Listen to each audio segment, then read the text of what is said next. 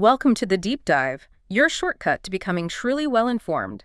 We take complex ideas, stack up the sources, and, well, we extract those mind-expanding nuggets of insight. That's the goal. Today, we're not just reading history, we're holding something like a philosophical Rosetta Stone. It's a text that doesn't just survey centuries of thought, but actually lays groundwork for ideas that would ignite future intellectual giants. It really does.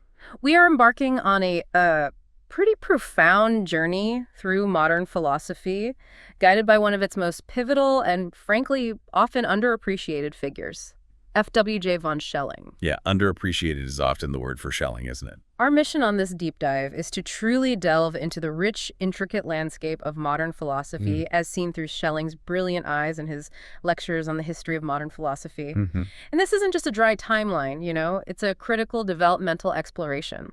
How core philosophical problems, things like the nature of knowledge, the existence of God, the mind-body relationship, how they were conceived, grappled with, fiercely challenged. Right, it's philosophy in motion. Exactly. We'll trace this intellectual lineage from the revolutionary ideas of Descartes all the way through German Idealism. Think of this deep dive as your ultimate guide to understanding the roots of ideas that still shape our world.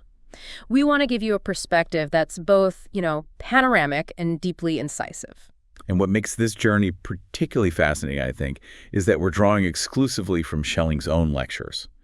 Now, these were published posthumously after he died, but they offer an incredibly unique and authentic insight into his later philosophy. So it's straight from the source, essentially. Pretty much. And this isn't Schelling merely reciting history.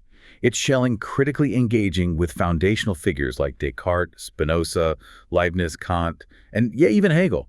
He's not just an observer. He's positioning himself within this ongoing story. Yeah. He reveals his own evolving thought, showing how he established key themes that would later resonate through thinkers like Nietzsche, Heidegger's maybe. He highlights both crucial continuities and radical breaks in philosophical thought. You see how each philosopher built upon or sometimes, rebelled against their predecessors. Exactly. Our aim, then, is to extract the most important insights from these lectures, analyze the interconnectedness of these ideas, and truly understand the philosophical debates that propelled thinking forward. We want to give you those genuine aha moments, Right. a thorough grasp of complex intellectual currents without you ever feeling overwhelmed. So today, we're stepping into a dynamic, living conversation. Schelling invites us to see philosophy as this continuous, evolving process, a grand narrative where each stage builds upon challenges and ultimately pushes towards, hopefully, a more complete understanding of reality. A story still unfolding in a way. So let's begin our journey.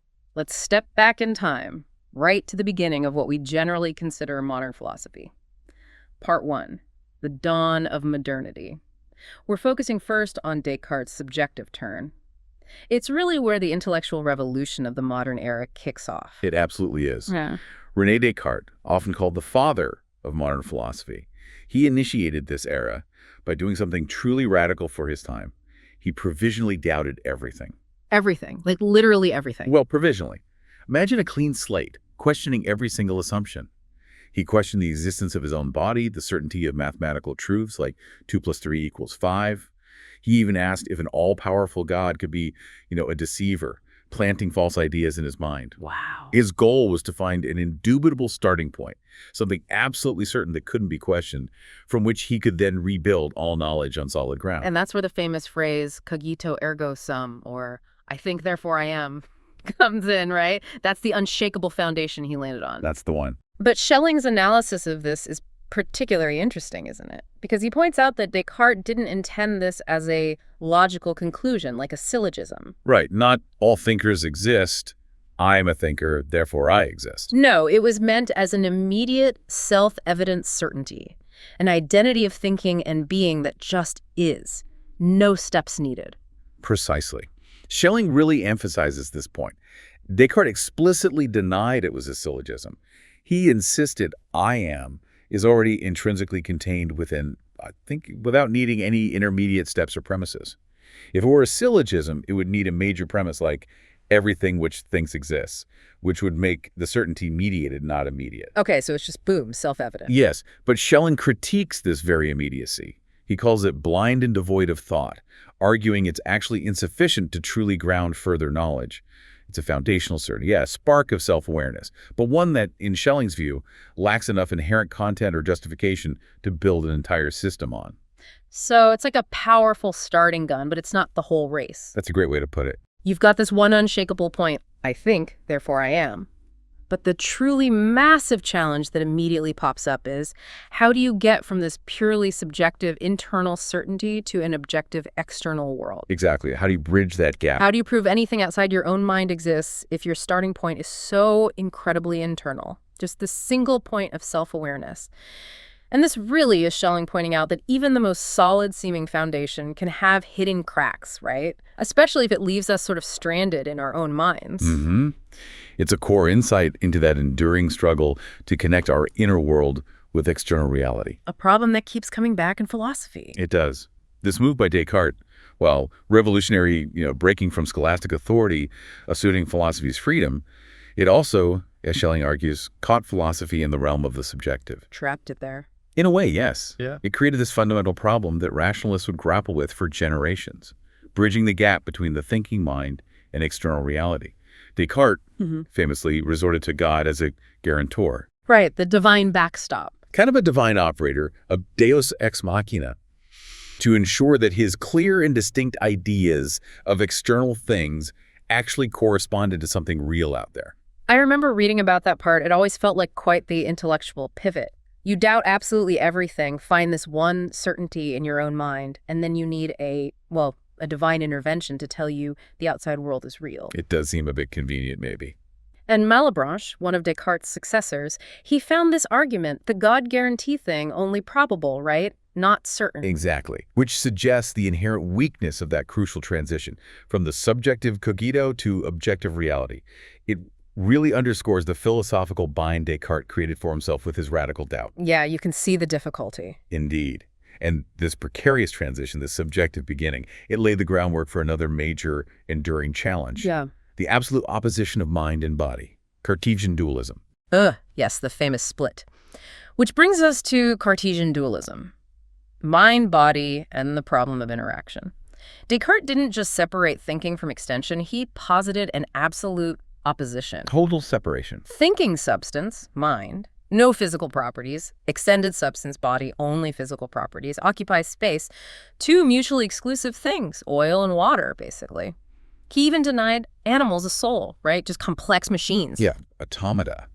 And Schelling views this absolute separation as a profound, almost catastrophic error. He describes it as tearing apart matter and mind, which absolutely belong together and mutually explained and presupposed each other. So they should be together, intrinsically linked. According to Schelling, yes. This radical separation immediately created the problem of the commercio animi corporis, the communication of the soul and the body. How does an invisible, non-physical thought cause your physical hand to move? Or vice versa, how does a physical sensation produce a mental experience? The interaction problem, still debated today in different forms. Absolutely. Descartes' strict dualism had no easy answer. It left this giant chasm. Schelling argues Descartes fundamentally failed to recognize that maybe a single underlying principle could just manifest in different ways, perhaps, debased in matter and elevated in mind. That's a crucial insight from Schelling. Instead of seeing a continuum or different expressions of one reality, Descartes created this chasm. He asserted something could be absolutely dead, an outside without any inside, a mere product without the producing principle in itself, like a machine. And Schelling pushes back hard against that. He argues that such an absolutely or originally dead thing does not just contradict every scientific conception, but even contradicts experience. For him, even what we call dead nature is only grasped as life which has come to an end. Like a residue of a process. Exactly. A residuum, or caput mortuum, death's head, of a process which preceded it, thus of a past life. Even inert matter is the result of a dynamic process, not inherently lifeless from the start. This dualism, Schelling argues, led to a dead mechanical viewpoint, dominating knowledge, even religion. It diminished the great general organism of life. It flattened the view of nature. It prevented philosophy from seeing nature itself as having an inside, a producing principle. Yeah. It led to an impoverished understanding of life and spirit. So, okay, you want to lift your arm. Descartes says your non-physical mind wills it. But how does that non-physical will affect the physical muscles? For Descartes, the only solution was God's constant intervention. Pretty much like a divine operator for every single interaction. This became known as occasionalism. For every mental desire to cause a physical movement, God himself had to step in and make it happen. Like needing a divine puppeteer for every single thought-to-action link. It sounds complicated and highlights how deep the separation was. Very. And this occasional unity wasn't an essential unity, just accidental or occasional. Schelling notes this commercio animi corporis problem became a central question in philosophy for a long time. Systems distinguished themselves by how they answered it. So that profound dissatisfaction with Cartesian dualism, it basically forces the next move, doesn't it? People like Spinoza had to seek a more integrated, unified understanding. They wanted to bridge that chasm Descartes created. Precisely. Which leads us straight into part 2, unifying reality. We'll look at Spinoza's monism and Leibniz's harmony. After Descartes ripped mind and body apart, Spinoza stepped in with a bold, uncompromising vision to put it all back together. Okay, Spinoza, how did he try to fix this split? Well, Baruch Spinoza, direct successor to Descartes, he aimed to give the Cartesian system a truly objective, unified context. He defined God not as some separate entity, but as the single, infinite, necessarily existing substance. The only substance. The only one. And from its nature, all things, both physical and mental, necessarily flow. Thinking and extension, for Spinoza, weren't separate substances anymore. They were just two of God's infinite attributes, two different ways this one fundamental substance expresses itself. So mind and matter are just two sides of the same coin, the coin being God or substance. That's a common analogy. Schelling points out that Spinoza retained only the necessarily existing being aspect of God from Descartes, kind of cutting off the prior reflections and starting directly with this single, all-encompassing definition. So Spinoza looks at Descartes' struggle and says, okay, you found a necessarily existing being, but then you struggled to connect it to everything else. My solution. That being is the only substance, and everything else flows necessarily from it. Pretty much. Yeah. Schelling describes this unity of thinking and being in Spinoza's system as immanent being. It all exists within this one divine substance. But even in this grand unified vision, Schelling finds something to critique. Oh, what was his issue with Spinoza's unity? He critiques it as an undeveloped system of necessity, where the single substance is, paradoxically, dead, immobile, lacking self-possession, lacking true freedom. Dead. But it's the source of everything. Dead in the sense of static, lacking internal dynamism or free will, according to Schelling. His main point is that Spinoza takes the duality of attributes, thought, and extension from experience, from observing the world, rather than deducing their inherent necessity for the nature of the substance itself. Okay. So he observes mind and matter and then just sort of sticks them onto his substance. That's Schelling's critique, yeah. Spinoza asserts they are necessary consequences, but he does not grasp them as these consequences. He does say that they are, but he does not explain them. He does not prove that necessity. That's a subtle but really significant critique. He tells us what they are, attributes of substance, but not truly why they must be, derived solely from substance itself. And this, for Schelling, is a critical limitation.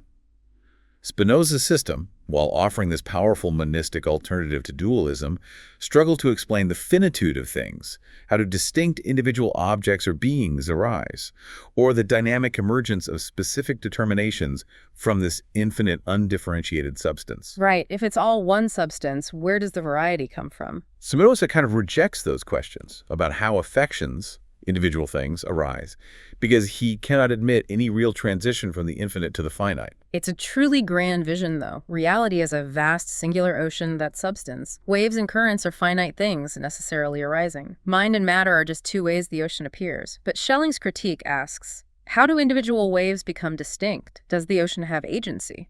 How do limitations arise? You've hit the core problem. Schelling digs into the pantheism accusation. God is everything.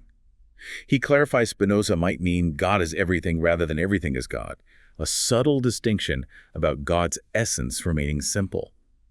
But the system's difficulty explaining individual limitations or how we become conscious of individual objects shows the limits of a purely necessary system. Still, Schelling seemed to respect Spinoza deeply, didn't he? Immensely. Despite the critiques, Schelling admits Spinoza's system held irresistible charm and believed no philosopher could truly progress without confronting its depths. He famously said, "Nobody who wishes to arrive at his own firm conviction should leave unread the main work of Spinoza, his Ethics." Spinoza in particular belongs to the immortal authors. High praise indeed. That's incredible praise. So Spinoza unified reality, but maybe too statically, too necessarily, little room for freedom or dynamic creation. This intellectual hunger for a different kind of unity leads us to Gottfried Leibniz, right? He offered a unique solution. Indeed. Leibniz's system proposed that reality is composed of an infinite number of spiritual substances he called monads. Monads. Spiritual atoms. Kind of. Each monad is a self-contained universe for itself, with no windows. They don't truly interact. Their apparent interaction, how they seem to correspond, is due to a divinely pre-established harmony. Ah, the synchronized clocks. I remember that image. Exactly. God wound them all up perfectly at creation to synchronize throughout eternity. Each plays its part without seeing the others, yet the whole symphony works. So on the surface, that sounds quite different from Spinoza's single substance. Leibniz gives us a world of individual, active, spiritual entities. It feels more dynamic. It does, outwardly. However, Schelling argues that Leibniz, despite seeming to ditch physical extension and make everything spiritual, isn't really a radical advance on Spinoza regarding the fundamental nature of substance. Really? How so? Both, when properly understood, ultimately view the true substance of matter as simple and indivisible. For Leibniz, physical extension is reduced to a confused idea or mere appearance for us, not fundamental reality. Schelling states quite pointedly, "In this, then, Leibniz is no advance on Spinoza." That's provocative. So even Leibniz's spiritual monads, at their core, have this simple, indivisible substance similar to Spinoza's. The activity is in their perception, not their fundamental being. Precisely. Schelling further argues that Leibniz's attempt to justify God's admission of evil, the best of all possible worlds argument, using moral necessity, is also just an attempt to moderate Spinoza's absolute necessity, not overcome it. How does that work? The best of all possible worlds. Leibniz argues God didn't want the limitations leading to evil, but his understanding necessarily decreed them as part of creating the best possible system. Schelling sees this as just an attempt to mediate and make comprehensible the necessity with which everything flows from the divine essence, just like in Spinoza, but maybe presented more palatably. So it's not really free creation if God's understanding limits his will, or if evil is just a necessary, lesser degree of the positive for the whole system to be the best possible. It still sounds like necessity is running the show, just maybe with better PR. Exactly. Leibniz's optimism, while maybe comforting, still implies a divine necessity limiting genuine freedom, echoing Spinoza's problem. While Leibniz introduced dynamism via internal representation in monads, his absolute Unitarian approach, as Schelling calls it, suppressed the real contradiction, Gegensatz, between attributes that Spinoza had implicitly allowed, hindering a true development of life. So his harmony smoothed things over too much. In Schelling's view, yes. His ingenious system still left the origin of limitation, and thus evil, ultimately unexplained in a way that truly freed it from divine necessity. It was refinement, a different way of asserting unity, rather than a fundamental break for Schelling. Okay, so these ambitious rationalist systems, Spinoza, Leibniz, they tried to deduce reality from concepts, but hit these walls: freedom, limitation. This dissatisfaction really set the stage for a profound challenge, didn't it? How did Kant then completely shift the philosophical playing field, ushering in the critical turn? That dissatisfaction was absolutely the catalyst. Let's move into part 3. The critical turn, starting with Kant's limits and Fichte's subjective system. Immanuel Kant's philosophy was truly monumental, a direct response to David Hume's radical skepticism. Right, Hume had basically pulled the rug out from under certainty, especially cause and effect. Exactly. Hume argued cause and effect were just habitual associations from experience, not necessary connections. This threatened the foundations of science. Kant aimed to save universal and necessary knowledge, not by deducing everything from a single substance, but by looking inward, examining the structures of our own minds. So Kant tries to save knowledge by analyzing how we know, not just what we know. Precisely. He distinguished between sensations or intuitions, the raw data from senses and concepts of understanding, or categories, like substance, causality.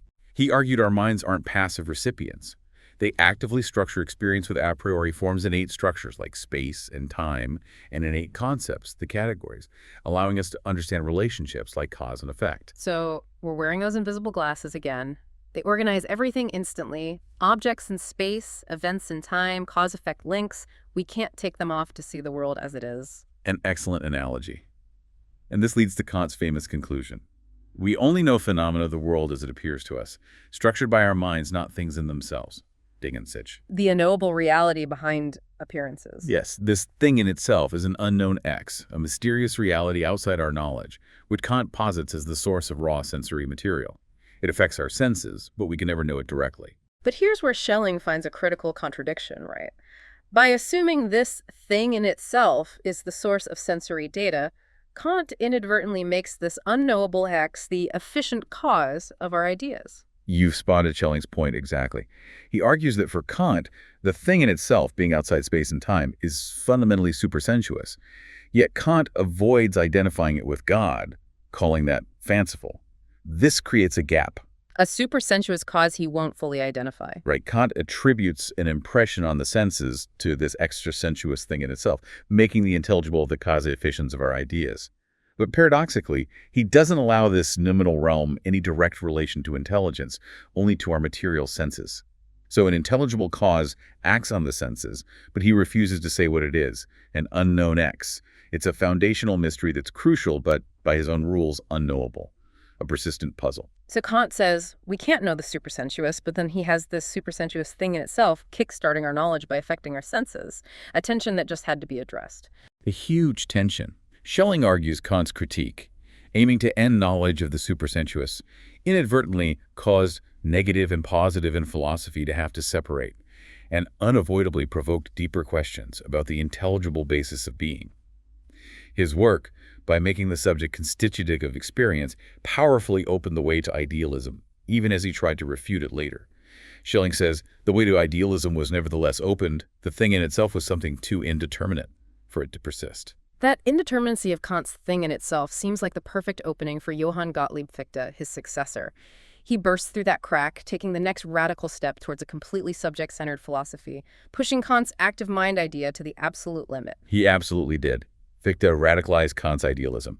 He asserted the absolute primacy of the I as the foundational activity of all reality, the Tathandlung, deed action. For Fichte, the I doesn't just exist. It actively posits itself into being. The I creates itself. In a sense, yes. And then, in a necessary self-limiting act, it posits a non-I, the external world, as its limit. This makes philosophy for Fichte primarily a history of self-consciousness.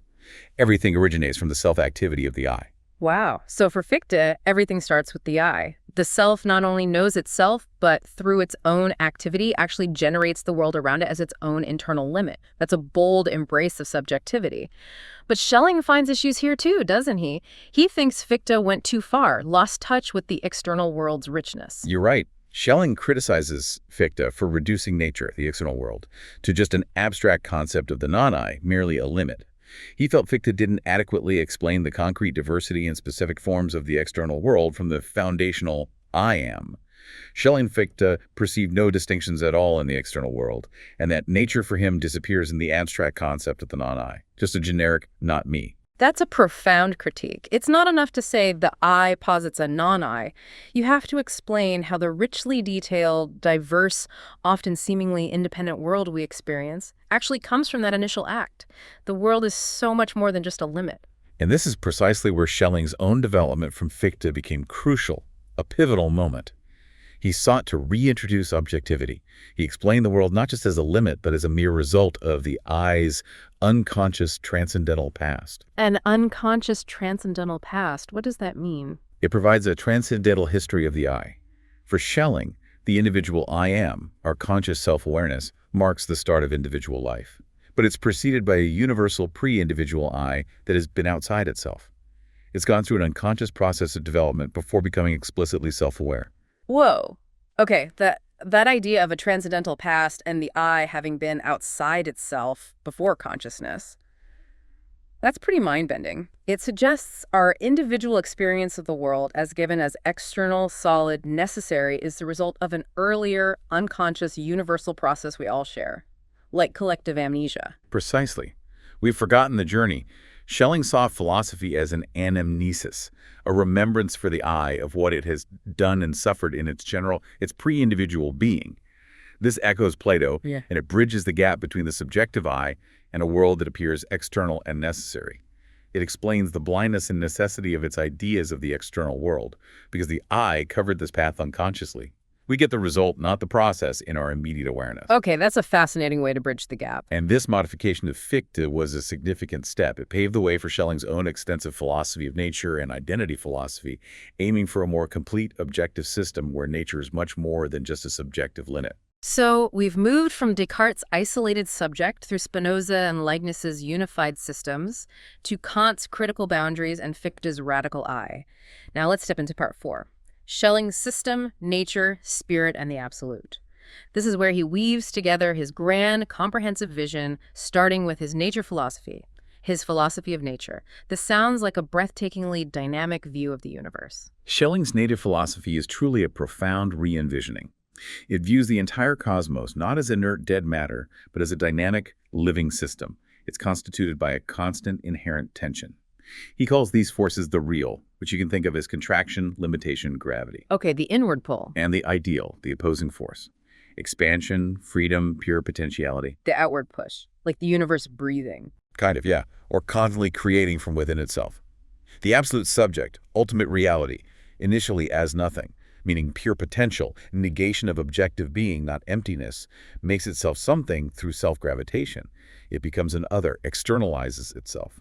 This internal struggle, this dynamic opposition between real and ideal, Schelling argued, leads to the emergence of nature through successive potentials or stages. That's a truly powerful image. The absolute subject, pure potentiality, willing itself into reality through self-limitation and differentiation, creating a world through this internal push and pull. So it's acting itself into existence, unfolding in stages, from basic forces up to life. Yes, precisely.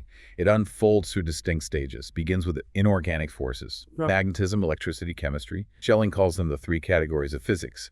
They represent matter's resistance and its capacity for transformation. So even simple matter has this dynamic quality. Yes, inorganic bodies maintain a self-reality within these processes. They take up activities as accidents. Iron can be magnetized or not, charged or not, but it remains iron. These forces express the underlying tension. And light, for Schelling, is fascinating. It's the concept of matter, not material itself, but matter's ideal aspect. Light is the concept of matter. Yes, filling space, ideally, just as matter fills it physically. He says light is itself not matter, but in the ideal, it is precisely that which matter is in the real, a spiritual principle manifesting physically. So light, magnetism, electricity, chemistry, they're not just external forces on matter, but internal expressions of the absolute subject unfolding, the spirit of nature revealing itself. And then from these foundations, life emerges. Exactly. From these inorganic foundations, life emerges as a higher subject, A3 in his system. Now, the form becomes essential, not just the material substance. Organisms continuously replace their material while maintaining their form. A tree cycles water, sheds leaves, but remains the same tree. Right. The pattern persists even as the matter changes. And the organism transforms what was for its own sake raw matter into a tool or organ for a higher principle, its own living function. This is a truly comprehensive vision. Nature not as dead stuff, but this dynamic, evolving process, a living organism of spirit, moving from debasement in raw matter to elevation in complex life. Like a muscle, its essence is its activity, contracting and expanding. You've captured it perfectly. The emergence of different forms, from light to organic life, shows how the ideal manifests in the real, culminating in humankind. It's a seamless, necessary progression, where the real is only there as such in the tension with the ideal. It reveals nature as the absolute subject becoming itself, intensifying its presence at each stage. This grand natural process, this journey of the absolute becoming itself, then leads us to the culmination in the philosophy of spirit, where pure knowledge and consciousness finally emerge. Yes. The organic process culminates when the subject transcends nature, becomes pure knowledge, A4, pure spirit. Its very being is knowledge. The knowing itself. Right. This pure knowledge relates to all of nature, but immediately to humankind. Leads to human consciousness, a parallel sequence of ideal moments. This is where infinite free knowledge enters finite beings like us. So our human consciousness isn't separate, it's the culmination. It's nature achieving self-awareness through us. Exactly. This phase develops the theoretical side of human consciousness. It includes a corrected Kantian critique. Reason is just one moment in the larger system.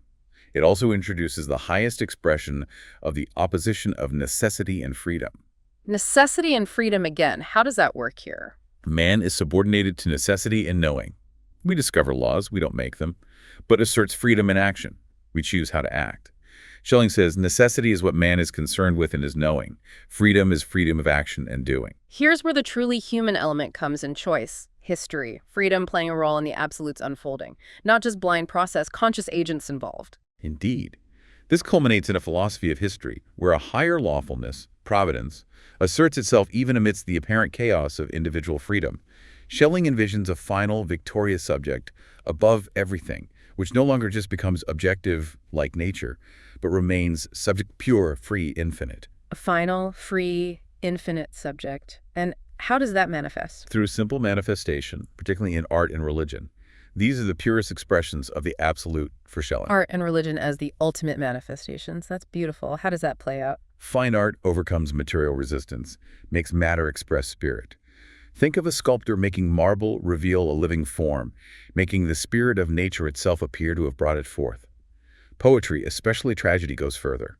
In the storms of tragic passion where reason falls silent, the spirit of the poet appears as the quiet light which alone still shines. Guiding the chaos. Exactly. Revealing a wise providence, guiding contradictions to a meaningful conclusion. It's the ultimate process, the absolute subject realizing itself through nature, history, human consciousness, and creativity. The scientist's mind knows purely. The artist compels matter to express spirit. It's truly an all-encompassing system, explains everything from matter's forces to human creativity, tying it all together in a dynamic unity. But like any grand system, it drew intense critiques, didn't it, from other brilliant minds? Oh, absolutely. The debates were fierce. And that leads us to part 5, critiques and counter-arguments. A critical look at Schelling's engagement with others, especially his former friend and rival, Hegel, and also Jacobi, theosophy, even national differences in philosophy. Let's start with that legendary intellectual battle. Schelling's critique of Hegel and what Schelling saw as the illusion of logical becoming. This was indeed a pivotal showdown in German idealism. Schelling critically examines G.W.F. Hegel's philosophy, particularly his monumental logic. Hegel presented this as the science where the divine idea logically completes itself in pure thinking, before all reality, before time. So Hegel thought his logic described God's own thought process prior to creation, the blueprints of existence. Essentially, yes. God as the self-conscious idea, a purely conceptual process, releasing itself into nature and returning to itself as absolute spirit. Okay. What did Schelling, his one-time collaborator, find so problematic about that? Schelling argues Hegel's logic is an artificial application of a method one innocent. Schelling himself developed for real potentials in nature philosophy to mere concepts. He says Hegel mistakenly conversed true relationships which were true in themselves, namely when taken merely logically, into real relationships, whereby all necessity disappears from them. So Hegel took Schelling's method for real, dynamic nature and wrongly applied it to abstract thought. That's Schelling's charge. He even critiques Hegel's famous starting point, pure being is nothing. Schelling argues it's either a trivial tautology or relies on smuggling in a yet, subtly assuming a process or time that isn't really there in pure concepts. Ah, the hidden yet. A subtle but powerful philosophical move, implying time or process in timeless concepts. So for Schelling, Hegel is playing brilliant mental chess, moving concepts, but mistakenly thinks these mental moves are real events, when it's only happening in thought. Exactly. Schelling sees Hegel's double becoming, logical and real, as a fundamental flaw. It leads to an illusory process. An eternal happening is no happening at all. Nothing truly happens historically, only in thought. He maintains Hegel's system, reducing God to a concept, asserting the true creator as the concept, actually traps divine freedom. Traps God. How so? Hegel's God, in this view, isn't truly free to create something genuinely new or other. He's bound by the logical process of the concept. So Hegel's God isn't free. He's just the unfolding logic, an endless internal monologue, not a free act of creation. Precisely. Schelling describes Hegel's God as not free of the world, but burdened with it, perpetually externalizing himself without creating anything new, a God of eternal perpetual doing, of incessant agitation, who never finds the Sabbath. Wow, never finds the Sabbath. That's quite an image. It is. Schelling calls this a form of pantheism, but a restless, unfree one, unlike Spinoza's pure, quiet pantheism. This deep engagement with Hegel really highlights the intense debates within German idealism about the absolute reality, freedom, and the nature of God. Fascinating. Okay, moving on. Schelling also engaged with other critics of pure rationalism, like Friedrich Heinrich Jacobi, and even theosophy, exploring faith, feeling, and the limits of reason. Yes, Jacobi, a contemporary, famously criticized rationalistic systems like Spinoza's and Hegel's for leading to fatalism and an impersonal God, a logical principle, not a living being. The kind of God you can't really relate to. Exactly. Jacobi appealed instead to immediate inner experience, to feeling or belief for knowledge of a personal transcendent God, a thou that answers the I. He proclaimed, I demand a personal God, reacting against that abstract deity. Theosophy, on the other hand, represents an objective mysticism, claiming direct, often non-discursive, knowledge or vision of the highest. So Jacobi wanted a personal God based on feeling, and theosophy claimed direct mystical insight. How did Schelling, with his own complex system, view these alternatives to rationalism? He acknowledges Jacobi's praiseworthy demand for a personal God. He recognized the validity of wanting that. He states the first declaration of philosophy can in fact only be the expression of a wanting.